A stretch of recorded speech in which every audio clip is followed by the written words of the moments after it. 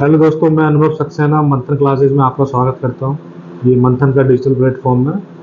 आज हम आपको पढ़ाएंगे क्लास 9th का हिस्ट्री का chapter number 2, socialism in Europe and Russian revolution. तो इसकी आपको पीडीएफ भी डिस्क्रिप्शन के लिंक में आपको मिल जाएगी, या फिर आप कमेंट कर सकते हैं अपनी मेल आईडी या व्हाट्सअप नंबर। हम आपको, यदि आप डाउनलोड नहीं कर पा रहे हैं तो हम आपको व्हाट्सअप कर सकते हैं। तो उसके लिए आप प्लीज़ चैनल सब्सक्राइब कीजिए और ज़्यादा से ज़्यादा शेयर कीजिए, और हम कोशिश करते रहेंगे कि आपको फ्री ऑफ कॉस्ट सारे क्लास 9th और 10th के एसएसटी के सारे आपको लेक्चर्स यूट्यूब पर ही मिल जाए। इसके लिए आपको कहीं कोई कोचिंग की आवश्यकता ना पड़े और कहीं कोई पैसे देने की आवश्यकता ना पड़े। तो सोशलिज्म एक बहुत बड़ी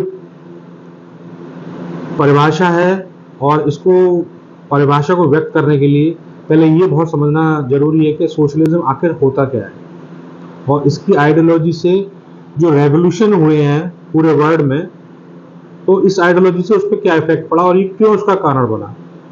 देखिए, सोशलिज्म यदि हम बात करें और एक लाइन में डिस्क्राइब करना हो तो हम कह सकते हैं कि आपके आसपास के जितने भी एसेट्स हैं या जितने भी आपके पास रिसोर्सेज हैं, उसका किसी एक के हाथ में होना।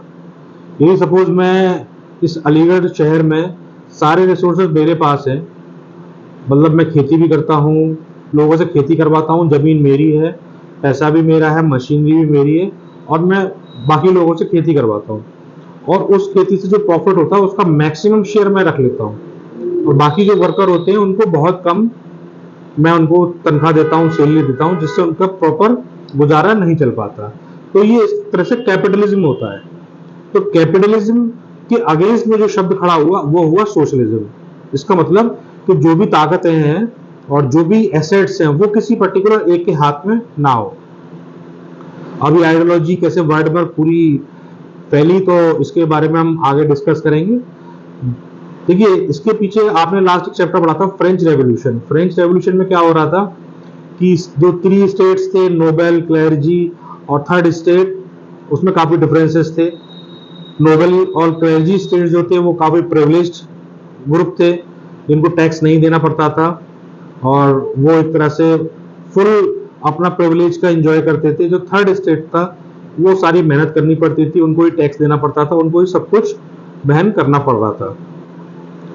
बेरोजगारी बढ़ रही थी, बेरोजगारी के साथ साथ लोगों की इनकम कम हो रही थी, पॉपुलेशन बढ़ रही थी, सर्दी, सूखे, इन सब की मार फ्रांस में पूरा देश में ये प्रॉब्लम चल रही थी, और उसके ऊपर टैक्सेस का इंक्रीमेंट होना ये सबसे बड़ा घातक था उनके लिए।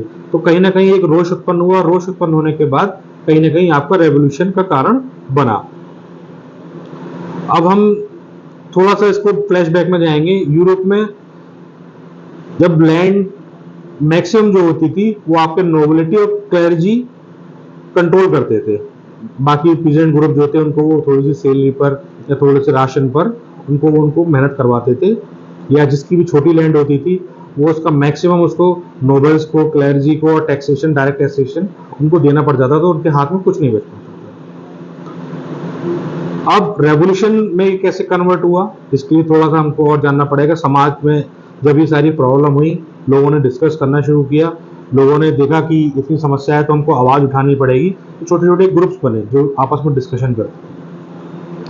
इन ग्रुप को यदि कैटेगराइज किया जाए तो ये 3 तरह के ग्रुप थे। पहला ग्रुप था कंजर्वेटिव, दूसरा लिबरल, और तीसरा था आपका रेडिकल। अब इन तीनों में डिफरेंस समझना भी आपके लिए बहुत जरूरी है। कंजर्वेटिव वो लोग थे जो प्रिविलेज थे, जिनको नोबेल और क्लेरिजी में ज्यादातर वही लोग थे, और जिनको समाज में कोई बदलाव नहीं चाहिए थी, क्योंकि उनको कोई परेशानी ही नहीं थी। जब उनको कोई परेशानी नहीं थी तो उनको कोई समाज में बदलाव चाहिए ही नहीं था।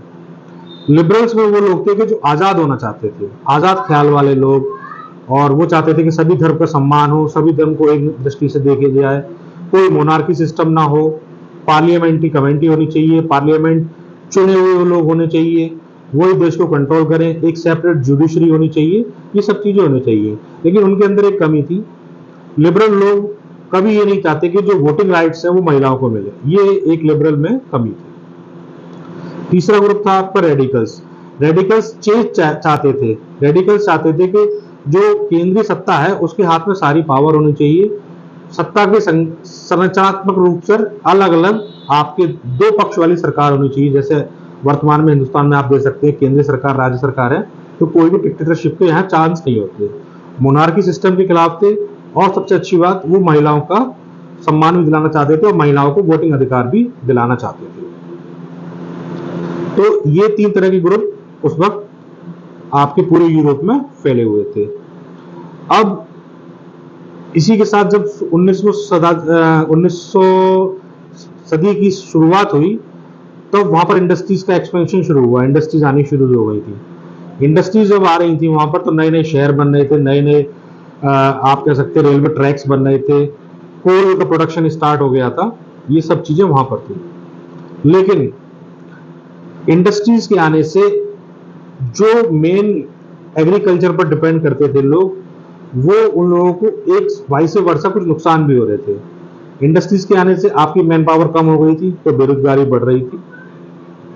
औरतों और बच्चों को भी इंडस्ट्री में काम करना पड़ रहा था, क्योंकि जब उनको पैसे नहीं मिलेंगे, कोई उनका रोजगार नहीं होगा, तो उनको काम करना पड़ रहा था। 8 घंटे 10 घंटे के बजाय 12 घंटे उनको 15 घंटे काम कराया जाता था। और जब एक इंडस्ट्री के आसपास रहने की जगह बनाई जाती थी, तो वो बहुत गंदी और सैनिटाइजेशन की व्यवस्था बहुत काफी खराब होती थी। वो लोग प्रॉपर सो भी नहीं पाते थे, और यूरिनल्स और वॉशरूम्स वगैरह जैसी कोई सुविधा थी नहीं उनके पास। तो एक प्रॉपर वे ऑफ लिविंग जो होनी चाहिए वो भी नहीं थी। हैंड वर्कर्स जो थे वो बेरोजगार हो रहे थे, क्योंकि इंडस्ट्रीज आ गई थी तो सारी चीजें ऑटोमेटिक हो रही थी, तो ये सारे हैंड वर्कर्स बेकार हो रहे थे। अब जब लोग परेशान थे, रेडिकल्स और लिबरल्स लोगों ने अपने डिस्कशन शुरू किए, लोग जुड़ते गए और ये ग्रुप फैलते गए। पहले चाय के कॉफी दुकान पर, कॉफी शॉप्स पर, लाइब्रेरी में इस तरह डिस्कशन होते थे। लेकिन जब प्रॉब्लम बहुत बढ़ने लगी और कंट्रोल से बाहर हो गई, तो ये इनका दायरा काफी हद तक बढ़ने लगा, और इसी ने रेवोल्यूशन की आग में घी का काम किया। ये लोग अपनी रैली करते थे। उसी के दौरान इटली के मैगजीनी करके एक रेवोल्यूशनरी थे, जिनका इफेक्ट काफी पूरे यूरोप पर पड़ रहा था, और उन्होंने कहा था कि जो भी लोग इस रेवोल्यूशन को चाहते हैं, उन लोगों को इकट्ठा होना चाहिए, चाहे आप एक कंट्री के हो, चाहे आप नाइबर कंट्री के हो। यदि आपकी विचारधारा और आपकी मांगे हैं, तो आपको इकट्ठा होना चाहिए।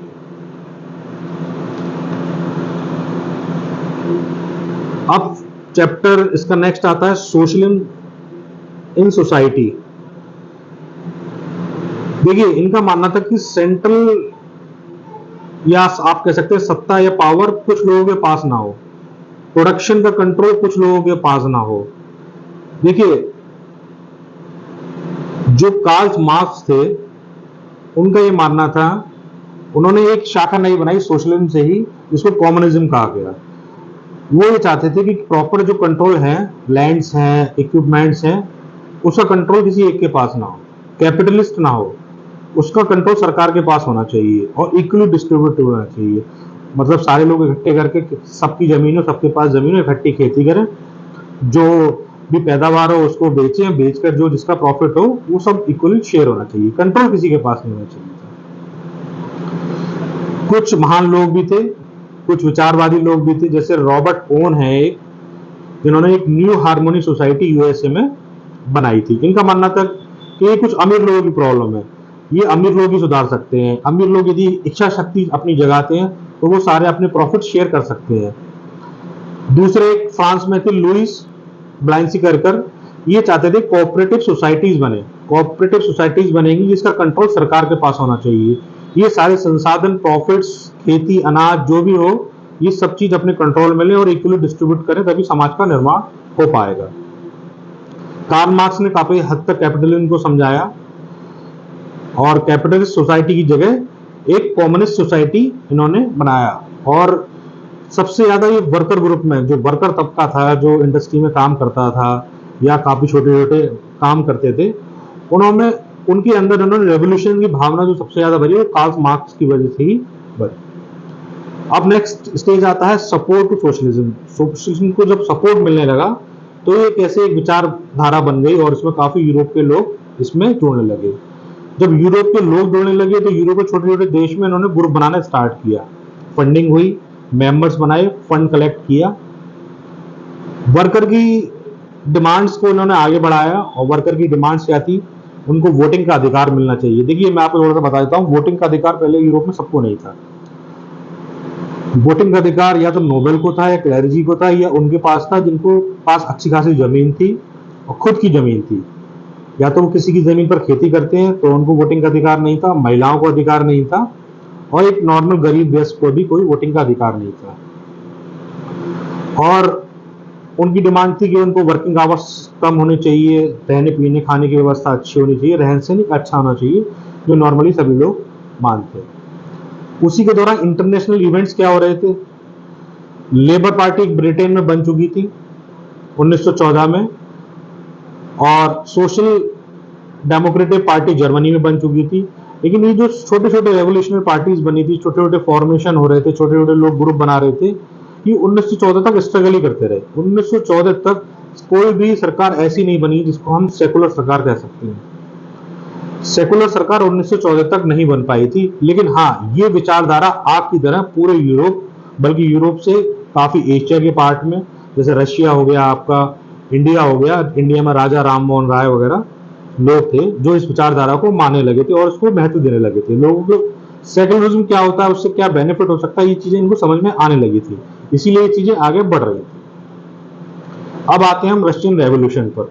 रशियन रेवोल्यूशन में क्या हुआ था, जो वहां के राजा थे उनको सार बोला जाता था। 1914 में निकोलस द्वितीय या निकोलस सेकंड वहां के राजा थे, और रशियन में जो लोग रहते थे उनकी मेजोरिटी जो थी वो ऑर्थोडॉक्स क्रिश्चियनिटी वाले थे, यानी कि आप कह सकते हैं रशियन ऑर्थोडॉक्स क्रिश्चियनिटी, यानी कि आरओसी ग्रुप मेजोरिटी में था। इसके अलावा वहां मुस्लिम, बुद्धिस्ट और बाकी धर्म भी लोग रहते थे, लेकिन वो माइनॉरिटी में थे। रशियन में 85% जो लोग थे वो एग्रीकल्चर पर डिपेंड करते थे। एग्रीकल्चर ही उनका मेन सोर्स ऑफ इनकम था और वही उनका काम था। एक्सपोर्ट करते थे वो ग्रेन को काफी मात्रा में, क्योंकि वो इतना अच्छा एग्रीकल्चर होता था वहां पर, इतना मात्रा में ग्रेन होता था कि वो एक्सपोर्ट भी करने लगे। इंडस्ट्रीज आनी शुरू हो गई थी 19वीं शताब्दी की शुरुआत में, लेकिन अभी सीमित थी रशिया में। कुछ खास जगह थी जैसे सेंट पीटर्सबर्ग और मॉस्को, केवल दो ही जगह इंडस्ट्रीज थी। तो जो लोग एग्रीकल्चर से कम मुनाफा कमा रहे थे या बेरोजगार थे, वो लोग इंडस्ट्री की तरफ शिफ्ट होने लगे और वो दोनों शहरों में इंडस्ट्रीज में आकर उन लोगों ने रहना स्टार्ट कर दिया।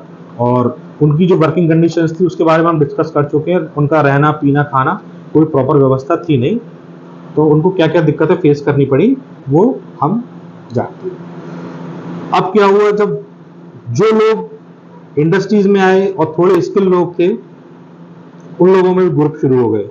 थोड़ा स्किल्ड आदमी था वो अपने आप को सुपीरियर समझने लगा, और जो वर्कर लेवल थे या ग्रास लेवल पर काम करते थे, ग्राउंड लेवल पर, वो अपने आप को उनसे इंफीरियर समझने लगा कि मैं बहुत ज्यादा जानता हूं। तो इस तरह से वर्किंग क्लास में भी कुछ ग्रुप बनने लगे थे।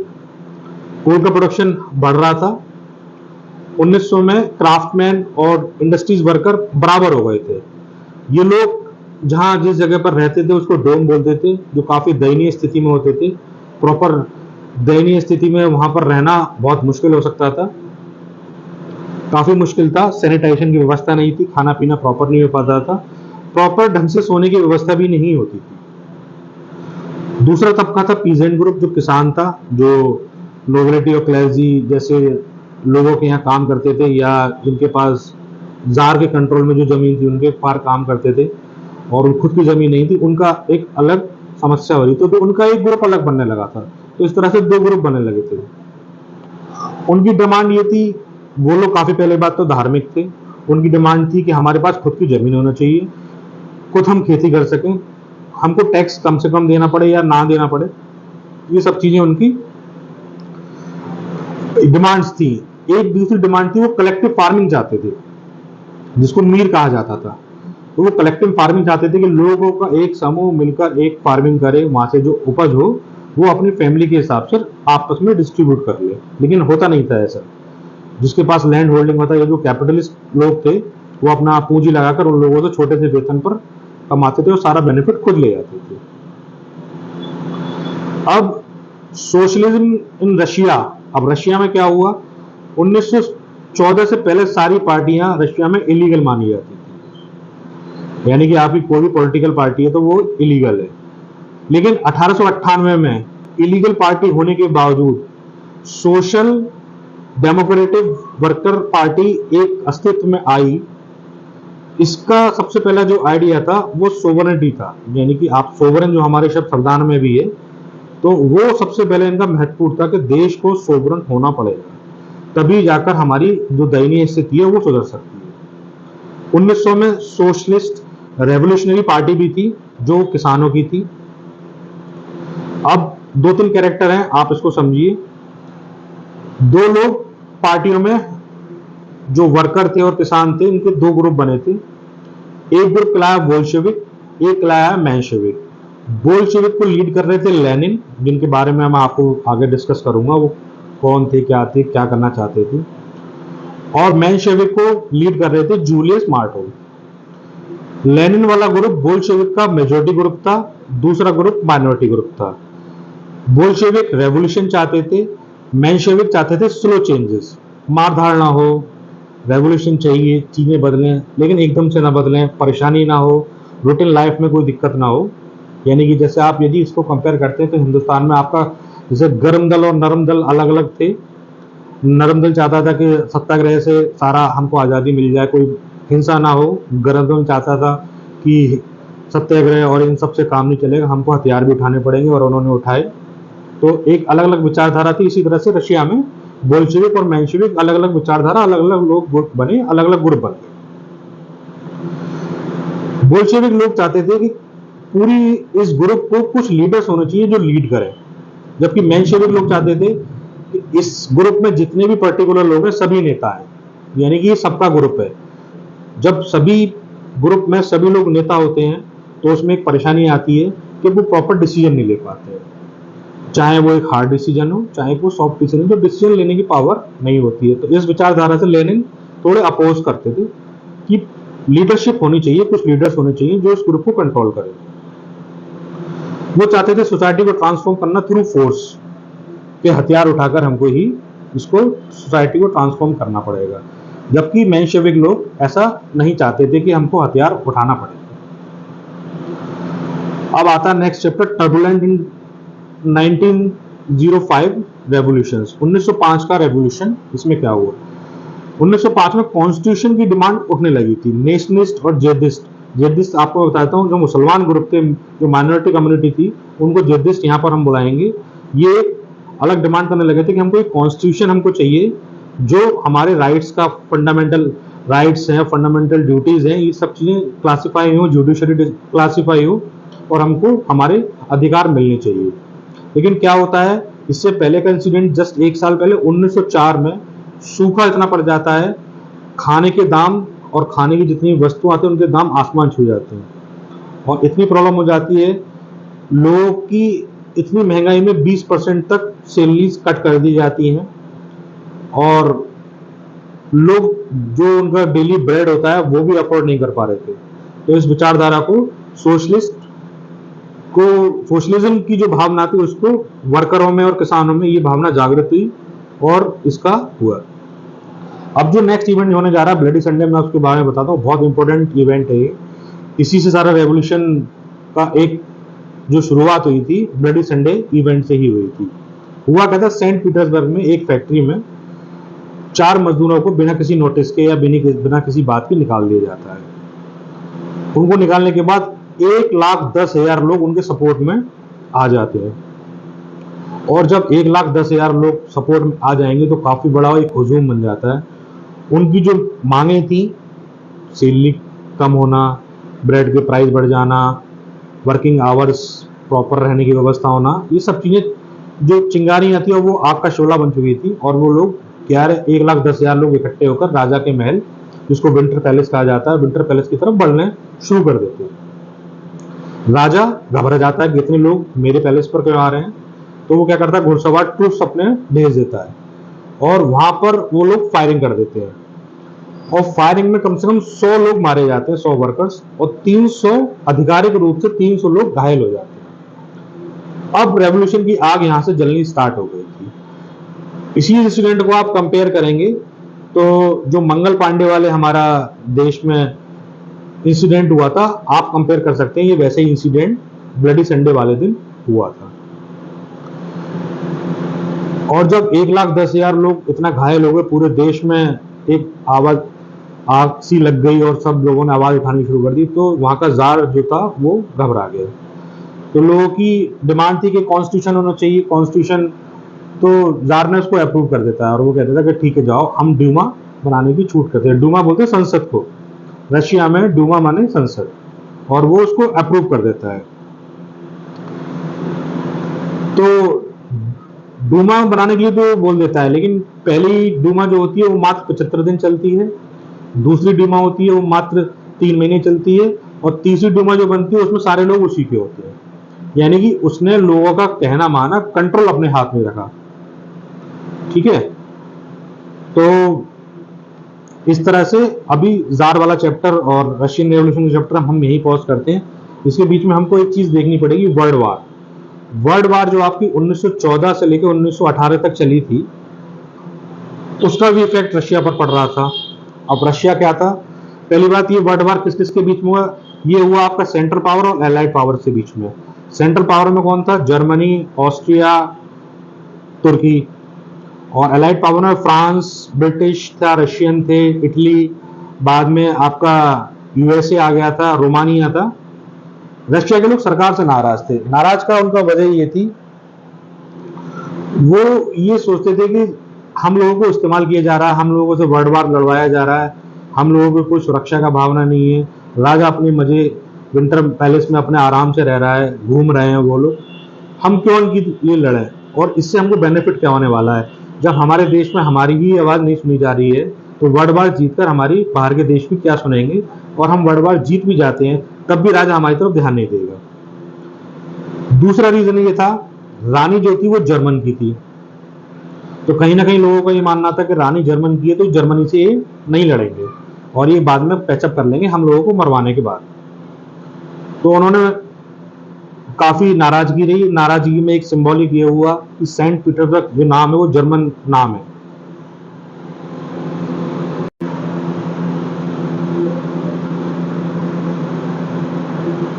तो वर्ल्ड वार में लोग अपने राजा के खिलाफ हो गए थे। उसके साथ काफी सारे कारण मैंने आपको बताए। उसमें ये थे कि 7 मिलियन के लोग करीबन लोग ही मर गए थे। और रशिया की स्ट्रेटेजी थी, जब भी उनका कोई देश का हिस्सा पर दुश्मन कब्जा कर लेता था तो वहां पर बमबारी कर देता था। उस बमबारी से क्या होता था कि जितना भी क्रॉप्स था वहां पर, जितनी भी कृषि थी, सब वेस्ट हो जाती थी, तो आम लोगों को नुकसान होता था। इस वजह से काफी ज्यादा लोगों में नाराजगी अपने राजा के प्रति स्टार्ट हो गई।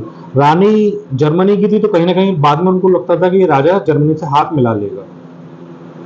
सामान इंपोर्ट होना बंद हो गया, प्रोडक्शन कम हो गया, ये सब चीजें वहां पर समस्या होने लगी, जिसकी वजह से लोग काफी ज्यादा एग्रेसिव हो गए थे।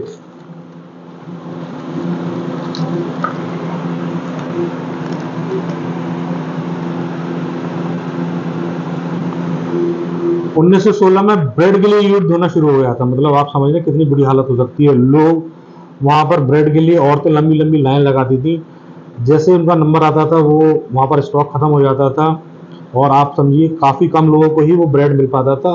उसमें से मैक्सिमम परसेंटेज तो भूखी वापस लौट जाती थी।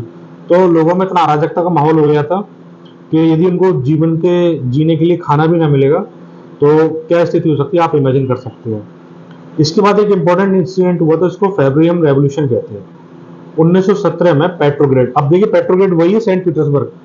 सेंट पीटर्सबर्ग नाम जर्मनी था, तो इसलिए लोगों ने उसका नाम चेंज करके पेट्रोग्रेड कर दिया था। ये आपके मल्टीपल ऑब्जेक्टिव टाइप के क्वेश्चन में क्वेश्चन आ सकता है, तो पेट्रोग्रेड को आपको ध्यान रखना होगा, पुराना नाम, नया नाम, ये क्या था। तो इंडस्ट्रीज जहां पर थी और जहां पर लोग रहते थे पेट्रोग्रेड में, उसके बीच में एक नदी बहती थी। नदी की एक तरफ इंडस्ट्रीज थी, सारे रईस लोग, अमीर लोग जो थे वो रहते थे, दूसरे हिस्से में गरीब लोग रहते थे, छोटे किसान रहते थे, ये सब लोग इस तरह से रहते थे। अब इंसिडेंट की आप टाइम लाइनिंग याद कर लीजिए, पेन पेपर पे आप नोट कर लीजिए, या जो मैंने लिंक में आपको पीडीएफ दिया आप उससे टाइम लाइनिंग याद कर सकते हैं। 22 फरवरी 1917 को एक फैक्ट्री लॉकडाउन हो जाती है, यानी कि बंद हो जाती है एक फैक्ट्री। वहां के लोग जितने भी मजदूर थे सब बेरोजगार हो जाते हैं। 23 फरवरी को उसके सपोर्ट में काफी सारी फैक्ट्रियां लॉकडाउन कर देती हैं और हड़ताल पे चले जाते हैं, स्ट्राइक हो जाता है, हुजूम तैयार हो जाता है। 24 फरवरी को उस हुजूम को कंट्रोल करने के लिए राजा को पुलिस लगानी पड़ती है और 25 फरवरी को राजा इतना ज्यादा घबरा जाता है क्योंकि उनके सपोर्ट में पूरे देश में जो ज्वाला भड़की, उस ज्वाला से इतना राजा घबरा गया कि उसने ड्यूमा को यानी कि संसद को सस्पेंड कर दिया, यानी डिक्टेटरशिप पूरा उसने लागू कर दिया और सारा कंट्रोल अपने हाथ में ले लिया। 27 फरवरी को रेवोल्यूशन की जो आग रशिया में फैली है वो इतनी खतरनाक थी। उनकी डिमांड थी कि हमको खाना दो, तनख्वाह दो, काम के कम घंटे दो, इस तरह से। उस रेवोल्यूशन को दबाने के लिए राजा ने जो पुलिस लगाई थी, पुलिस को भी सच्चाई पता थी और वो लोग भी आंदोलन में शामिल हो गए। इन लोगों ने अपनी सरकार को पेट्रोग्रेड सोवियत बना लिया, यानी कि जो पेट्रोग्रेड था उसको सोवियत बना लिया और उसको अपनी राजधानी मान लिया, यानी कि एक अपनी डीम्ड गवर्नमेंट बना ली। जार जो था वो 2 मार्च को वहां से भाग गया और इस तरह से टेम्पररी सरकार बन गई, यानी कि फरवरी रेवोल्यूशन में आपका ये बेनिफिट हुआ, एक टेम्पररी सरकार जिसको हम अंतरिम सरकार बोलते हैं, अंतरिम, वो बन गई। लेकिन दुर्भाग्य देखिए, अंतरिम सरकार में भी मेजोरिटी में वो लोग थे जो पहले से ही अमीर थे, कैपिटलिस्ट थे, नोबेलिटी, क्लर्जी, इन सबके प्रिविलेज ग्रुप के लोग थे, वो लोग इस असेंबली में थे। यानी कि जो निचले तबके को, ग्राउंड लेवल पर लोगों को जो बेनिफिट मिलना चाहिए था वो अब भी नहीं मिल पा रहा। अब फरवरी के बाद में क्या पोजीशन होती है, लेनिन आते हैं, जिनका पूरा नाम है व्लादिमीर लेनिन, जो मैंने आपको बताया था बोल्शेविक पार्टी को रिप्रेजेंट करते थे, ये उनके लीडर थे जो मेजोरिटी में थे। अप्रैल 1917 में इन्होंने अप्रैल थीसिस दी, यानी कि एक थीसिस प्रेजेंट करी जिसको अप्रैल थीसिस के नाम से जाना गया। इस थीसिस में उन्होंने 3-4 इंपॉर्टेंट बात कही है। रशिया को वार से वापस आना चाहिए, यानी कि जो वर्ल्ड वार है उसको वापस आना चाहिए, सोवियत को पावर में आना चाहिए, बैंकों को नेशनलाइज कर देना चाहिए और लैंड का इक्वल डिस्ट्रीब्यूशन होना चाहिए। यानी कि देखिए, आपकी जो वर्कर की प्रॉब्लम थी उसका उन्होंने सॉल्यूशन दिया कि आप इंडस्ट्रीज को और जितनी भी नेशनल बैंक हैं इसको नेशनलाइज कीजिए, कंट्रोल सरकार को दीजिए और इनको सबको समान अधिकार दीजिए। जो किसानों की समस्या थी उसका भी सॉल्यूशन दिया उन्होंने कि सबको जमीन बांटो, सबका बराबर हिस्सा दो।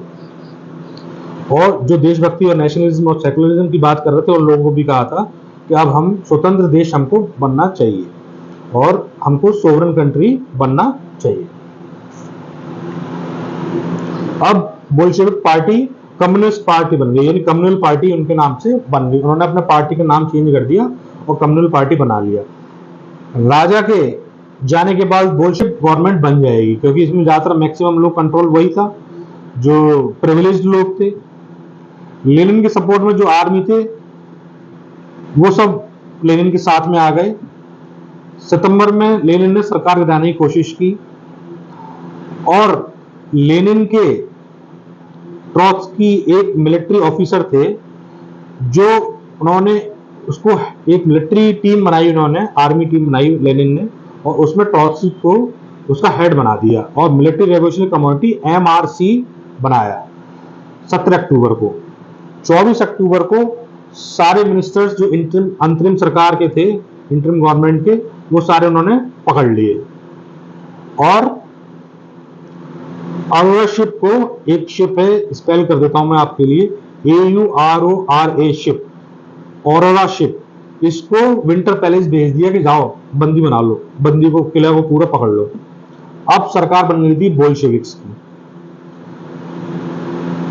अब बोल्शेविक की सरकार बनने के बाद अक्टूबर रेवोल्यूशन से क्या चेंज हुआ, आप जो वादे लेनिन ने किए थे वो उन्होंने क्या किए वो आप समझिए। सारे बैंक को नेशनलाइज कर दिया गया, जितनी भी जमीन थी सब में बराबर बांट दी गई, जितने भी टाइटल थे, जो जार, राजा को जार कहा जाता था, बाकी टाइटल्स थे वो सारे टाइटल्स छीन लिए गए। नए रिफॉर्म्स बनाने शुरू कर दिए और रशियन कम्युनिस्ट पार्टी, अपनी पार्टी का नया नाम उन्होंने दे दिया। इस तरह से अक्टूबर रेवोल्यूशन का ये बेनिफिट हमको हुआ। अब बोल्शेविक को क्या दिक्कतें आई, नवंबर 1917 में जब उन्होंने इतना अच्छा काम कर दिया और लेनिन बिल्कुल 100% श्योर थे तो अब तो हम जीतेंगे जीतेंगे। 1917 नवंबर में इलेक्शन हुआ और वो हार गए। जनवरी 1918 में असेंबली को डिसमिस कर दिया और मार्च 1918 में जर्मनी से हाथ मिला लिया और सारी संपत्तियों को इलीगल बोल दिया, सारी पार्टियों को, सॉरी, और वन पार्टी कंट्री बना दिया। मतलब लेनिन का दिमाग इतना ज्यादा खराब हो गया, वो एक अच्छा सीधा साधा काम कर रहा था, उसके बाद वो ये हार जाता है, उसको हार का सामना करना पड़ता है, तो वो पूरे डिक्टेटरशिप पे आ जाता है। डिक्टेटरशिप में क्या करता है कि वो असेंबली को भंग कर देता है। असेंबली में भंग करने के बाद वो सारी पार्टियों को खत्म कर देता है, यानी कि वो इलीगल घोषित कर देता है।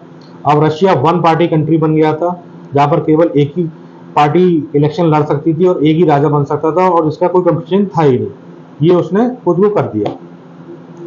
ट्रेड और यूनियंस में अपने लोग बैठा दिए और सारा कंट्रोल अपने हाथ में ले लिया, यानी कि सरकार आपकी, ट्रेड्स आपके, यूनियंस आपकी, सब कुछ आपके, तो आपके खिलाफ कोई नहीं करेगा। इसके अलावा उन्होंने चेका, एनकेवीडी और इस तरह की वाइट लीडर्स, छोटी छोटी पार्टियां बनाई और जो लोगों के पीछे छोड़ दी कि जो मेरा विद्रोह करे उसको पकड़ लो, जेल में डाल दो, उसको मार दो, उसको जो चाहे आप कर सको, लेकिन मेरे खिलाफ कोई आवाज नहीं उठनी चाहिए। अब लोग बोल्शेविक से भी परेशान हो गए। बोले अब बोल्शेविक से भी परेशान हो गए तो अब क्या होगा? अब चैप्टर शुरू होता है सिविल वॉर का, यानी कि लोग आपस में लड़ना शुरू कर देते हैं। सिविल वॉर में अब देखिए 3 ग्रुप बन गए। अभी कितने खतरनाक ग्रुप बन जाते हैं, इसका कोई सवाल नहीं। लोग किससे लड़े किससे ना लड़े समझ में ही नहीं आ रहा था लोग को। ये 3 ग्रुप थे, ग्रीन, रेड और व्हाइट। रेड में वो लोग थे बोल्शेविक वाले, ग्रीन में वो लोग थे जो फार्मर परेशान थे, और व्हाइट में वो लोग थे जो कंजर्वेटिव थे, प्रिविलेज थे, जिनको बेनिफिट था, कोई समाज में चेंज नहीं चाहिए था, सोशलिज्म नहीं चाहिए था, कोई रेवोल्यूशन नहीं चाहिए था। अब ये 3 ग्रुप बन जाते हैं। इन 3 ग्रुप में आपस में ही ये तीनों ग्रुप लड़ते रहते हैं।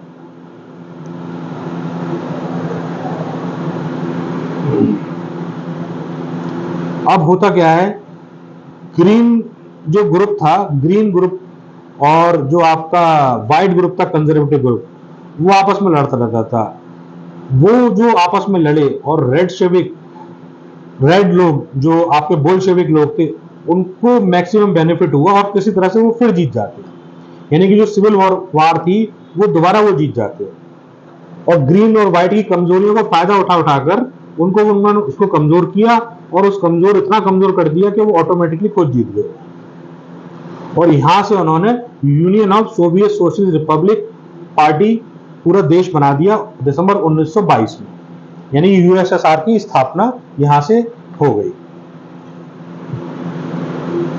अब दिक्कत क्या हुई, यूएसएसआर जब उन्होंने घोषित कर दिया, छोटी छोटी जो क्षेत्रीय शक्तियां होती थी, जैसे हिंदुस्तान में आप एग्जाम्पल ले सकते हैं, जैसे प्रीवी पर्स वाले जो आपके स्टेट थे, हैदराबाद हो गया, आपका गुजरात हो गया, ये सब लोग स्वतंत्र होना चाहते थे। लेकिन जब यूएसएसआर बन गया तो ये वहां के यूएसएसआर के अंडर में आ गए। इन लोगों को ख्वाब थे कि हम लोग स्वतंत्र होंगे, लेकिन ये स्वतंत्र नहीं हो पाए। तो इन्होंने लोकल गवर्नमेंट जो थी उस एरिया की, उनसे इनके डिस्प्यूट सेंट्रल गवर्नमेंट के स्टार्ट हो गए। अब नोमैडिज्म क्या है? नोमैडिज्म आप एक परिभाषा समझ लीजिए, जो लोग एक जगह से दूसरी जगह अपने कमाई के लिए जाते हैं वो नोमैडिज्म कहलाते हैं। तो इनका हैरेसमेंट होना स्टार्ट हो गया था, कभी कमाई के लिए आदमी मूव करेगा एक जगह से दूसरी जगह, उन क्षेत्रीय लड़ाइयों में क्षेत्र मूव नहीं कर पाते थे। फॉर एन एग्जाम्पल, जैसे आप हिंदुस्तान में देखते हैं, यूपी के लोगों को महाराष्ट्र में थोड़ा से कुछ लोग होते हैं जो घृणा की दृष्टि से देखते हैं, वो समस्या, उस तरह की समस्या आप इमेजिन कर सकते हैं वहां पर पैदा हो गई थी। धर्म के जो लोग थे वो नाखुश थे, क्योंकि धर्म की जो लड़ाइयां थी वो भी स्टार्ट हो गई थी। ठीक है, अब सोशलिस्ट कंट्री बन गया था, आधे अधूरे मन से बना था, आधे अधूरे कार्य से बना था, लेकिन बनकर जो उन्होंने अच्छे काम किए वो हम आपको बताते हैं। 5 ईयर प्लान स्टार्ट किया। जो पहला प्लान था 1927 से 1932 तक, सेंट्रलाइज प्लान किया, नए प्लांट्स लगाए, कोल का प्रोडक्शन बनाया, एडल्ट एजुकेशन करी, बच्चों को शिक्षा दी, रहने सहने की व्यवस्था अच्छी करी, पब्लिक हेल्थ पे काम किया, बच्चों के पढ़ने के लिए क्रेच की व्यवस्था की, और अच्छे मॉडल यानी कि मॉडल एक वो जगह थी जहां पर रहने की अच्छी व्यवस्था करी, क्वार्टर टाइप के वर्कर्स के लिए उन्होंने बनाना शुरू किया। जो बेसिक समस्याएं थी वर्कर्स की और पीजेंट ग्रुप्स की, वो उन लोगों ने दूर कर दी। अब स्टालिन और आपका कलेक्टिवाइजेशन का चैप्टर शुरू हो जाता है, क्योंकि जब आपके ये पार्टी खत्म होती है और लेनिन की मौत हो जाती है, उसके बाद स्टेनली का साम्राज्य आता है रशिया में।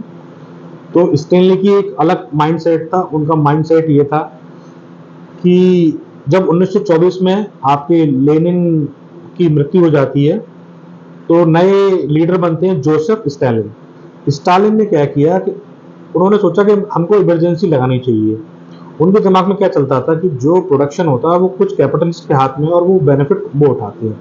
वो चाहते थे इक्वली डिस्ट्रीब्यूशन हो, क्योंकि उस टाइम महंगाई अपने चरम दौर पे थी, बेरोजगारी अपने चरम दौर पे थी, महंगाई अपने चरम दौर पे थी और लोगों को खाने के लिए नहीं मिल रहा था। तो उन्होंने उनको जो दिमाग में यही आया कि ये लोग अपना स्टोरेज कर रहे हैं और दाम बढ़ा रहे हैं, तो उन्होंने उस स्टोरेज को खत्म करने के लिए सारा कंट्रोल अपने हाथ में ले लिया।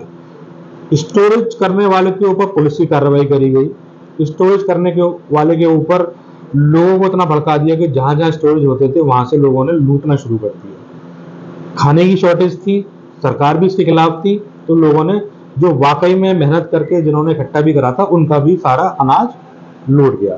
और जिन जगहों को स्टोरेज को ये इकट्ठा करते थे उसको कोलकाज बोला जाता था।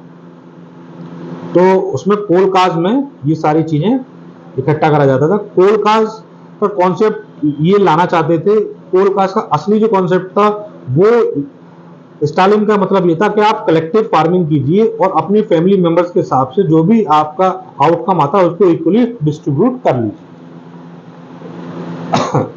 तो स्टालिन का ये कॉन्सेप्ट था। लेकिन पीजेंट जो थे वो कलेक्टिवाइजेशन से खिलाफ थे, क्योंकि जिनकी खेती छोटी थी। आमतौर पर स्टेनली ने जो माइंडसेट के हिसाब से कलेक्टिवेशन को स्टार्ट करना चाहा, लेकिन उसके विपरीत प्रभाव के कारण सारे लोग जो थे, वर्कर्स थे, पीजेंट थे, वो सब उनके खिलाफ हो गए थे। और 1929-31 में तो ये हालत आ गई कि कैटल जो था, या जिसको आप बोल सकते हैं पालतू पशु थे, लोगों ने खुद मारने स्टार्ट कर दिए थे। 4 मिलियन कैटल्स लोगों ने खुद मार लिए थे। 4 से 5 मिलियन लोग भूख से मर गए थे 1930 में के आसपास। और 1939 तक तो ये हाल था कि 2 मिलियन लोग जेल में डाल दिए गए थे। तो ये हमारा फ्रेंच रेवोल्यूशन के बाद रशियन रेवोल्यूशन और सोशलिज्म का जो डेफिनेशंस थी, जो उसकी सोच थी, वो कैसे रेवोल्यूशन का कारण बनी, वो हमने यहाँ डिस्कस किया। आशा करता हूँ सारा कॉन्सेप्ट मैंने आपको अच्छे तरीके से क्लियर कर दिया। यदि कोई भी टॉपिक या कोई भी कॉन्सेप्ट यदि रह गया तो आप प्लीज़ कमेंट कर सकते हैं। मैं कोशिश करूंगा नेक्स्ट वीडियो बनाकर उसको क्लियर करने की। प्लीज़ इस चैनल को सब्सक्राइब कीजिए। बाकी आपको चैप्टर्स भी तुरंत जल्दी इस चैनल पर अपलोड कर दिए जाएंगे फ्री ऑफ कॉस्ट। ये मैं आपको भरोसा लाता हूँ कि इस चैनल को सब्सक्राइब करने के बाद और इसको फॉलो करने के बाद आपको एसएसटी पढ़ने की जो दिक्कत है वो आपको खत्म हो जाएगी। यह न केवल आपका एनसीईआरटी बेस लेवल क्लियर करेगा, बल्कि बाकी जो कॉम्पिटिटिव लेवल पर है, मैं कंप्लीट रेंज डालूंगा, वहां पे कॉम्पिटिटिव लेवल पर भी आपको एसएसटी से दिक्कत नहीं आएगी। Thank you. शुभ रात्रि।